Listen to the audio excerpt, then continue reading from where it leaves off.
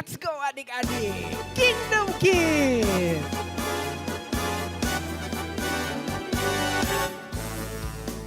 Aku anak kerajaan Allah, hidupku ditebus oleh darah Yesus. Aku hidup melayani Tuhan sampai ku besar nanti. Sekali lagi, aku anak kerajaan Allah, hidupku ditebus oleh darah Yesus. Aku hidup melayani Tuhan sampai di surga nanti.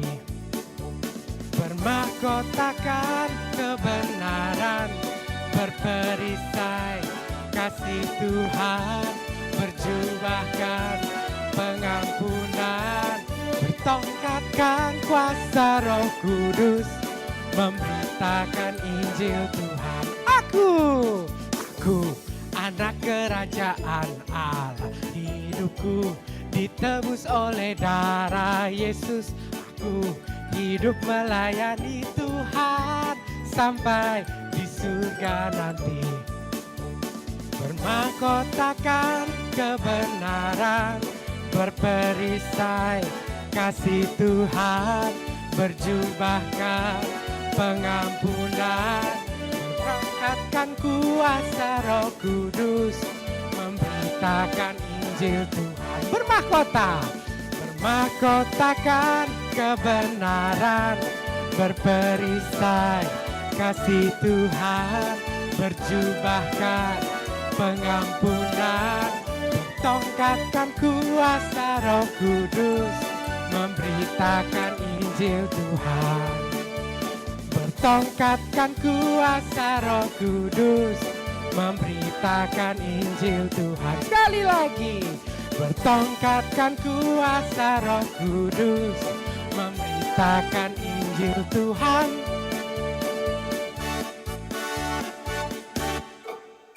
Yeay, hebat adik-adik. Siapa di sini yang jagoannya Tuhan Yesus? Angkat tangan tinggi-tinggi. Yang jagoannya Tuhan Yesus, sama-sama kita serukan. Yes! Yes! Kita nyanyi ya. Ya.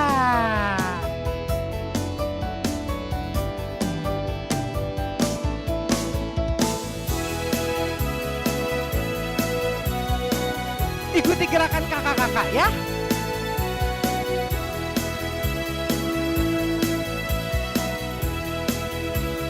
One, two, three.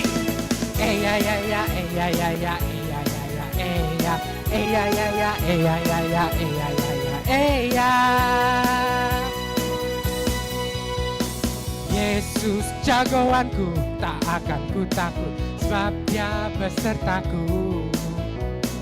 Yesus pahlawanku, tak akan ku takut, sebab Dia pelindungku. Seperti Yosua mengalahkan beribu musuh, seperti Daud mengalahkan raksasa Goliat, seperti Simpson yang mengalahkan seekor singa, seperti aku mengalahkan si iblis yang jahat.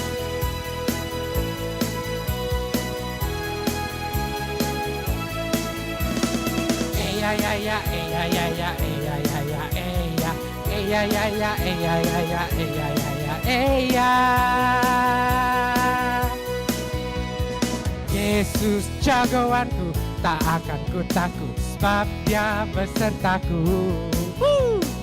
Yesus pahlawanku, tak akan ku takut, sebab Dia pelindungku. Seperti Yosua mengalahkan beribu musuh, seperti Daud mengalahkan raksasa Goliat, seperti Simpson yang mengalahkan seekor singa, seperti aku mengalah si iblis yang jahat.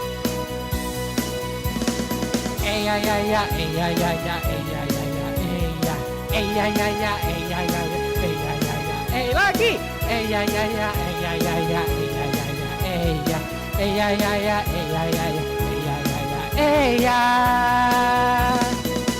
Beri tepuk tangan buat Tuhan kita.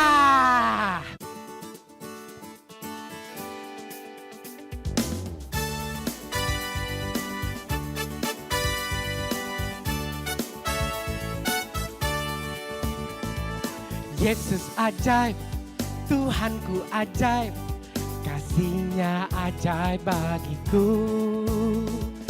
Yesus ajaib, Tuhanku ajaib, rahmat-Nya kekal selamanya.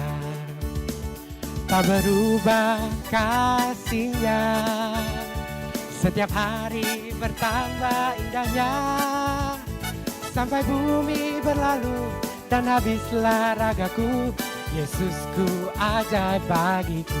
Yesus ajaib, Yesus ajaib, Tuhanku ajaib, kasih-Nya ajaib bagiku. Yesus ajaib, Tuhanku ajaib, rahmat-Nya kekal selamanya. Tak berubah kasih-Nya, setiap hari bertambah indahnya.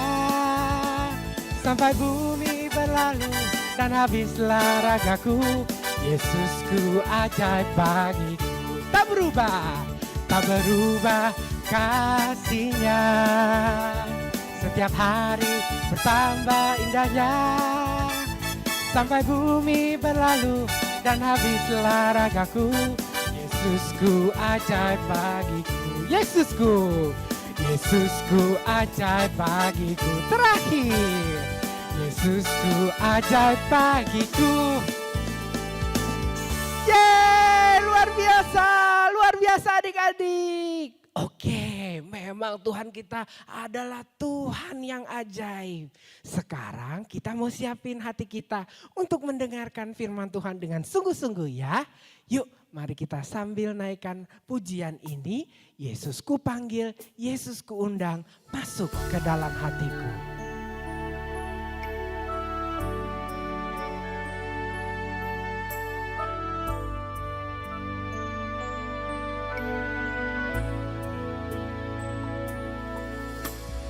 Yesus ku panggil, Yesus ku undang, masuk ke dalam hatiku. Yesus ku panggil, Yesus ku undang, masuk ke dalam hatiku. Memimpin, menuntun setiap langkah hidupku, sucikan, kuduskan dari dosaku. Yesus, Yesus ku panggil, Yesus ku undang, masuk ke dalam hatiku. Panggil dia Yesus. Yesus ku panggil, Yesus ku undang, masuk ke dalam hatiku. Pimpin kami ya Tuhan. Memimpin, menuntun setiap langkah hidupku, sucikan, kuduskan dari dosaku. Memimpin, memimpin, menuntun setiap langkah hidupku, sucikan, kuduskan dari dosaku. Sucikan, sucikan, kuduskan dari dosaku. Sekali lagi, sucikan, kuduskan dari dosaku. Adik-adik, kita sungguh-sungguh mau berbicara kepada Tuhan. Kak Yosua ajak adik-adik untuk berdoa. Kami bersyukur dan berterima kasih Tuhan, karena Tuhan menyediakan kesempatan buat kami bernyanyi untuk Tuhan sekali lagi.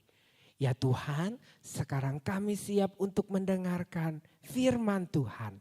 Kiranya Tuhan yang mengajar kami supaya kami mengerti firman-Mu.